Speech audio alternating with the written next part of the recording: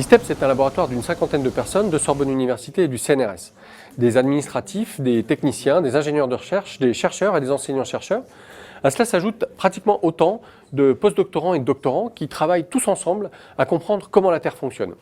Cela implique des recherches très fondamentales, académiques, sur les paléoclimats, les zones de subduction ou comment les continents se déchirent. Mais ce sont aussi des recherches sur des préoccupations très concrètes de la vie de tous les jours. Par exemple, la transition énergétique. L'ISTEP accompagne l'évolution depuis des ressources conventionnelles comme les hydrocarbures vers la recherche de nouvelles formes d'énergie comme par exemple la géothermie. Parce que finalement, comprendre comment fonctionne un réservoir d'eau chaude ou un réservoir de pétrole, c'est les mêmes processus, la même physique. Un autre exemple, ce sont les risques naturels. Les séismes ou les glissements de terrain sont un lien direct entre la vie de tous les jours et la géologie. Et puis, autre exemple encore, et pas des moindres en région parisienne à l'heure actuelle, l'aménagement du territoire ou la gestion du patrimoine sont des enjeux géologiques. Et l'ISTEP forme des étudiants qui sont déjà ou qui vont être embauchés par le Grand Paris Express ou les collectivités territoriales. Donc l'ISTEP, c'est la rencontre d'une science pluridisciplinaire qui travaille sur des processus de l'échelle de la seconde à celle du million d'années et des préoccupations de la vie de chaque jour de la société française et internationale. Et donc, dans notre équipe, on s'intéresse en particulier aux zones à la surface de la Terre où les plaques tectoniques se rapprochent. Donc, quand une plaque océanique très dense rencontre une plaque continentale, qui en comparaison est plus légère, c'est la plaque océanique qui va devoir plonger. Et une fois que la plaque océanique a complètement disparu dans la zone de subduction, eh bien, le continent se retrouve face à un autre continent aussi léger que lui. Donc là, ils vont entrer en collision et ça va former une chaîne de montagnes. Et ce qui est très intéressant, c'est que dans ces chaînes de montagnes, on retrouve aujourd'hui, donc en surface, des roches qui appartenaient à la plaque océanique. Ce qui veut dire qu'il y a des morceaux, parfois de plusieurs kilomètres carrés, de cette plaque plongeante, qui ont réussi à se détacher et à remonter jusqu'en surface. Donc nous, on étudie ces roches pour comprendre jusqu'à quelle profondeur ces roches ont pu être entraînées avant de remonter et par quel mécanisme elles ont pu remonter jusqu'en surface. Donc la première étape pour nous, géologues, c'est d'aller sur le terrain, étudier ces roches directement, donc dans les chaînes de montagnes, c'est-à-dire voir comment elles sont déformées, quels minéraux les composent. Et on va ensuite récolter un certain nombre d'échantillons qu'on va ramener ensuite au laboratoire pour les analyser chimiquement. Et donc là, on est en train de préparer les missions de terrain de cet été dans les Alpes, puisque donc Michele travaille sur les roches du mont Viso, à la frontière franco-italienne, et Clément travaille sur la zone des schistes lustrés qui s'étendent du Grand Paradis jusqu'au sud de la vallée de l'Ubaye.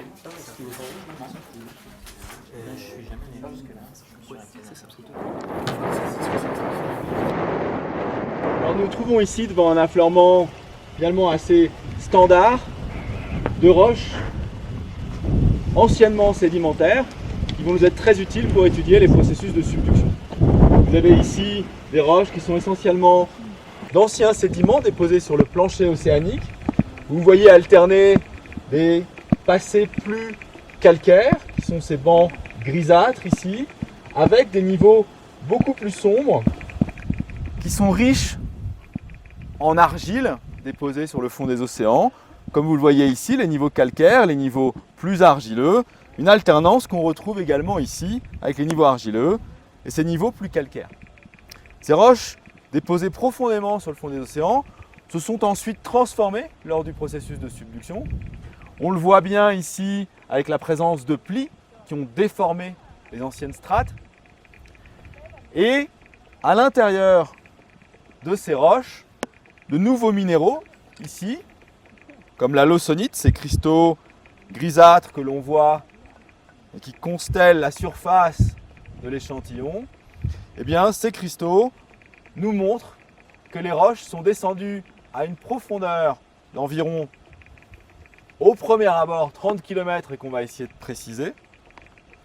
Et ces minéraux montrent que les roches se sont transformées un peu comme si on avait passé ces sédiments le long du plan de subduction, finalement comme si on les avait passés au four. Alors on va ici essentiellement bien regarder l'affleurement, scruter les moindres détails, analyser la déformation de ces roches, prélever les meilleurs échantillons, les plus informatifs, qu'on va ramener au laboratoire pour ensuite préciser les conditions d'enfouissement, c'est-à-dire de pression, de température subies par ces roches et qui vont nous renseigner sur ces profondeurs auxquelles on n'atteint pas directement. Alors, pour caractériser la déformation de ces roches, on va par exemple caractériser les plis qui sont ici présents. Vous voyez qu'ils s'enroulent, ces roches déformées s'enroulent autour de plis dont l'axe est comme ceci. Une méthode très simple consiste à mesurer ces plis à l'aide d'une boussole. Je vais mesurer l'axe et l'inclinaison de ces plis. Je peux en faire autant avec la surface de ces roches et toute structure de déformation qu'on y trouve. Je vais consigner ça précieusement dans ce carnet de terrain au même titre que les conditions et les coordonnées GPS. Voilà, tout ce qui va nous servir à caractériser cet affleurement. On va échantillonner et ainsi de proche en proche reconstituer l'histoire de la subduction telle que ce secteur-ci des Alpes, les schistes lustrés, nous permet de la reconstruire.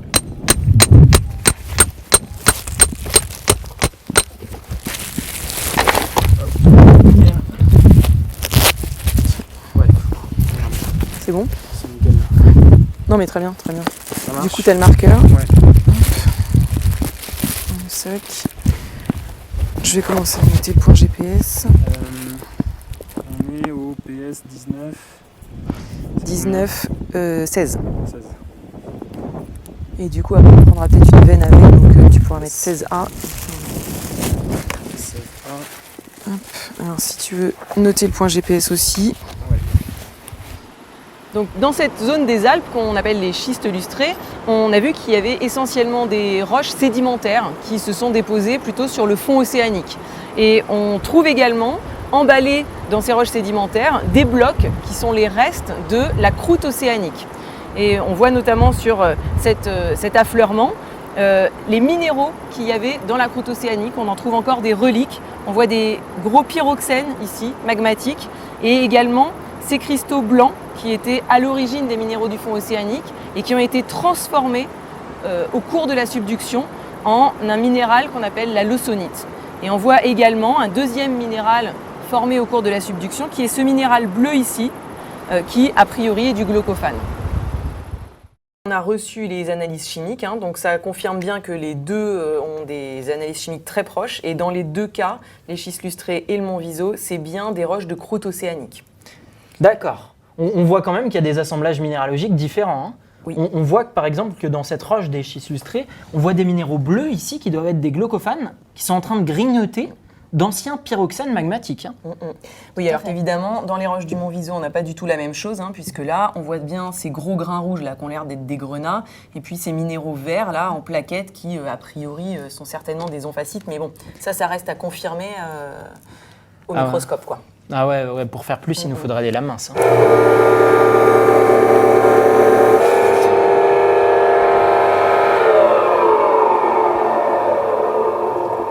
Et voilà.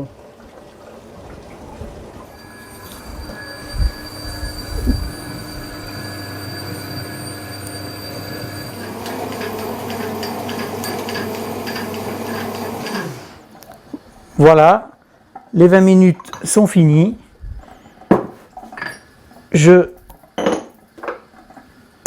J'enlève les échantillons qui sont surfacés.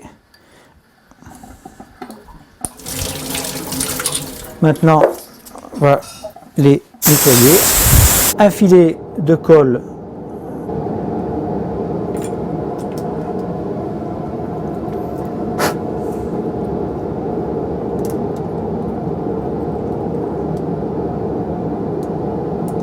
Maintenant, je vais les couper sur cette machine pour enlever le surplus de roche.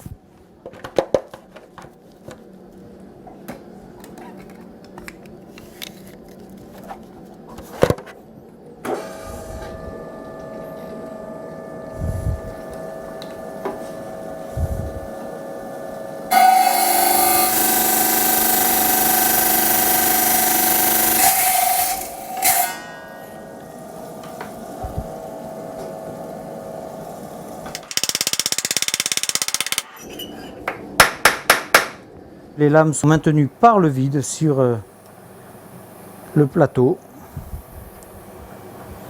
Voilà.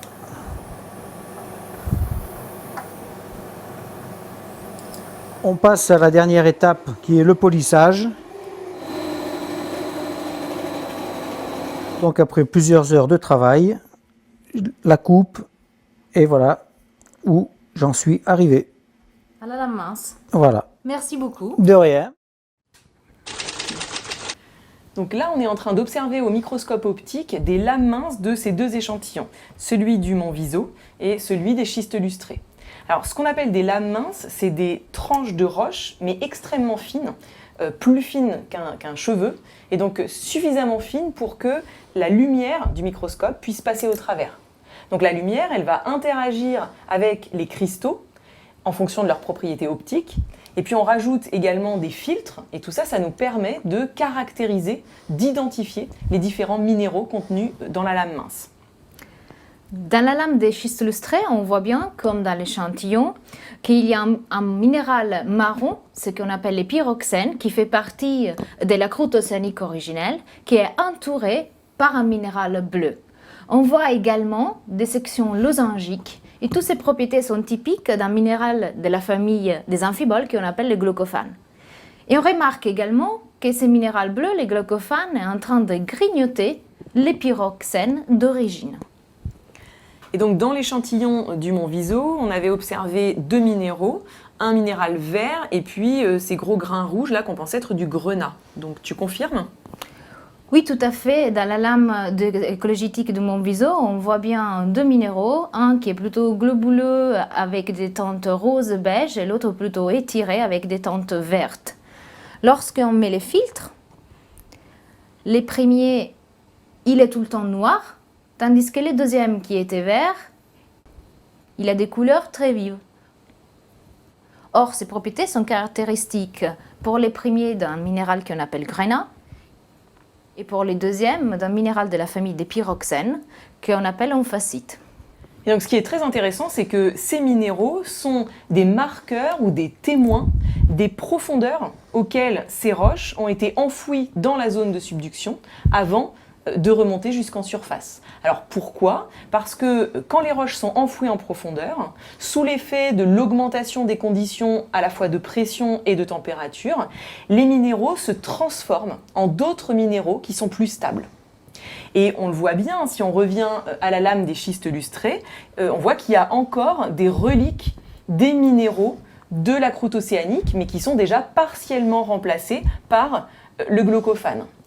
Alors que dans les roches du Mont Viso, on n'a plus du tout observé de reliques de la croûte océanique d'origine. Les minéraux sont complètement transformés par un assemblage de grenat et d'amphacite, donc des minéraux qui se forment à des conditions pression-température et donc à des profondeurs plus élevées encore que le glaucophane. Maintenant, pour mieux quantifier ces conditions de pression et de température, nous devons avoir accès à la composition chimique du grenat et de l'amphacite.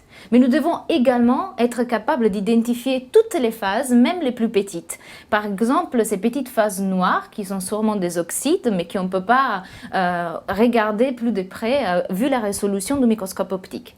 C'est pour cela donc qu'on va étudier les mêmes lames minces des roches au microscope électronique à balayage. On a introduit notre lame mince à l'intérieur de notre microscope électronique à balayage qui va nous permettre d'atteindre des grandissements qui permettraient de visualiser des cristaux dont la taille est inférieure à 1/100 d'un cheveu. Le principe du microscope électronique à balayage est simple. On va bombarder la surface de notre échantillon avec un faisceau d'électrons et au point d'impact, on va générer un certain nombre de signaux qui vont être traités sous format d'image ou de spectre pour faciliter leur traitement. Ici, on a une image électronique où on voit un certain nombre de cristaux qui ont des contrastes différents les uns par rapport aux autres. Ces contrastes sont des contrastes atomiques. On voit des cristaux qui ont des tailles plus ou moins géométriques et qui témoignent du fait qu'ils ont cristallisé en même temps. Les minéraux les plus denses vont apparaître en plus brillants que les moins denses. Pour pouvoir les caractériser, on va pouvoir soit faire des analyses ponctuelles et donc avoir un spectre, ou faire des cartographies de répartition des éléments chimiques sur la zone à l'écran qu'on a traité avec l'ordinateur à droite. Ces cartographies chimiques, c'est un petit peu comme des photographies de la composition des cristaux. Les compositions, elles changent d'un cristal à l'autre, elles changent aussi au sein du même cristal, comme ici entre le centre et la bordure. On obtient une photographie où pour chaque pixel, on a un spectre. Ici, on voit un premier type de spectre. Certains des spectres sont simples. Ici, on voit un spectre composé d'un grand pic, celui du titane.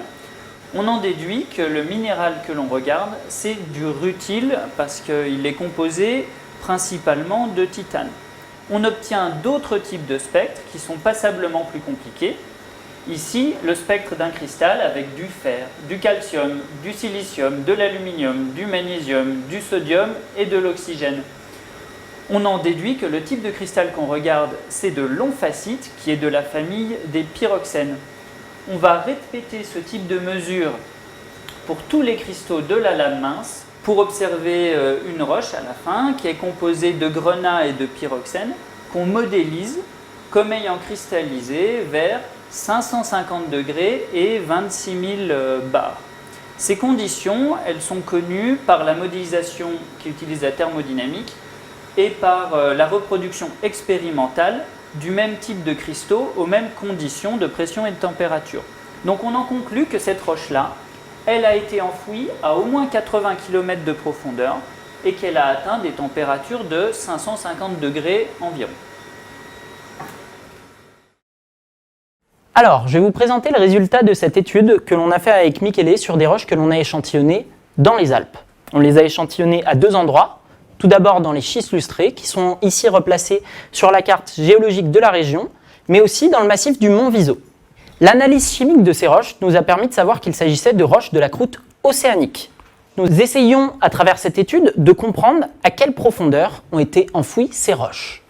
Donc, tout d'abord, nous avons fait l'observation minéralogique de ces roches au microscope optique. Cela nous a permis de voir qu'il y avait différents assemblages minéralogiques dans ces roches de ces deux zones d'intérêt. Cela nous montre que ces roches ont subi des conditions de pression et de température différentes. Grâce à ces assemblages minéralogiques observés, nous pouvons remplacer ces deux roches dans une grille qui représente la pression en fonction de la température. Donc voici la position de la roche des schistes lustrés et voici la position de la roche du mont Viso. Ensuite, dans l'analyse chimique réalisée au microscope électronique à balayage, nous avons pu voir que les minéraux ont des compositions chimiques variables. L'étude de ces compositions chimiques permet de recalculer des conditions de pression et de température d'enfouissement précises pour ces roches. Nous avons pu replacer ces roches précisément dans un diagramme de pression-température et recalculer leur profondeur d'enfouissement. Ces schistes lustrés ont été enfouis à 45 km de profondeur et les roches du mont Viso à 80 km de profondeur. Pour finir, on peut se demander quels sont les processus qui ont permis à ces roches de se détacher de la plaque plongeante et qui ont permis leur exhumation vers la surface.